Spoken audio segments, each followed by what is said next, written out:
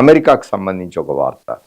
అక్రమంగా అమెరికాకు వచ్చి నివసిస్తున్న వారిని చాలా అవమానకరంగా బయటికి పంపుతూ ఉన్నారు. కాళ్ళకు బేడీలు వేస్తున్నారు. కనీసం మంచినీళ్ళు కూడా ఇవ్వకుండా, అంటే మానవతా దృష్టి లేకుండా వాళ్ళను తరలించండి. అక్రమంగా వచ్చిన వాళ్ళను అక్రమంగా ఏ దేశంలో అయినా ఇతర దేశాల వాళ్ళు నివసిస్తూ ఉన్నప్పుడు పంపించి వేయడం అనేది తప్పనిసరిగా చేయొచ్చు. కానీ ఆ అక్రమ వలసదారులు ఎందుకు వచ్చినారు? ఏమన్నా నేరాలు చేయడానికి వచ్చినారా? బ్రతుకు తెరువు కోసం వచ్చినారా? ఇటువంటి విషయాలు ఆలోచించకుండా అమెరికా చేస్తున్న పని. ఈనాడు దినపత్రిక ఇవాళ అక్రమంగా దేశంలోకి ప్రవేశించిన వారిపై అమెరికా ఉక్కుపాదం అంటూ ఒక వార్త, అందులో ఒక ఫోటో కొంచెం బాధ కలిగించే ఫోటో.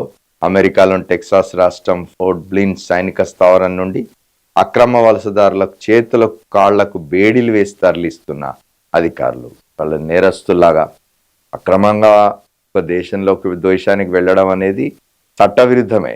కానీ వాళ్ళ నేరస్తులుగా పరిగణించి వాళ్ళ కాళ్ళకు చేతులకు బేడీలు వేసి వాళ్ళను అమానుషంగా తరలించడం, కనీసం మంచినీళ్ళు కూడా ఇవ్వడం లేదని చెప్తూ ఉన్నారు.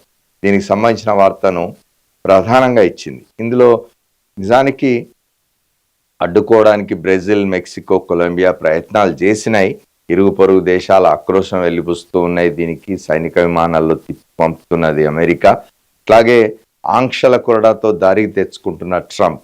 ఇప్పుడు ఎవరైతే ఆక్రోశం వెళ్ళబుచ్చినారో బ్రెజిల్, మెక్సికో, కొలంబియా లాంటి దేశాలు, ఆ దేశాల మీద ఆంక్షలు విధిస్తున్నారు ట్రంప్. అలాగే గురుద్వారాల్లో కూడా తనిఖీలు చేస్తూ ఉన్నారు. సిక్కులు మండిపడుతున్నారు. గురుద్వారాల్లోకి చొచ్చుకొచ్చి తనిఖీలు చేయడం పట్ల అమెరికాలో ఉన్న గురుద్వారాలలోకి ట్రంప్ సైన్యం వెళ్తున్నది. బయట పార్ట్ టైం ఉద్యోగాలు చేయడానికి జంకుతున్న విద్యార్థులు, సరైన వీసాలు తీసుకొని వెళ్ళిన వాళ్ళు కూడా పార్ట్ టైం ఉద్యోగాలు చేయాలంటే భయపడుతున్నట్టుగా ఉంది. కొంచెం టెర్రర్ పరిస్థితి ఏర్పడినది, వాతావరణం ఏర్పడినది అమెరికాలో. దానికి సంబంధించిన వార్తను ప్రధానంగా ఇచ్చింది ఈ పత్రిక. అట్లా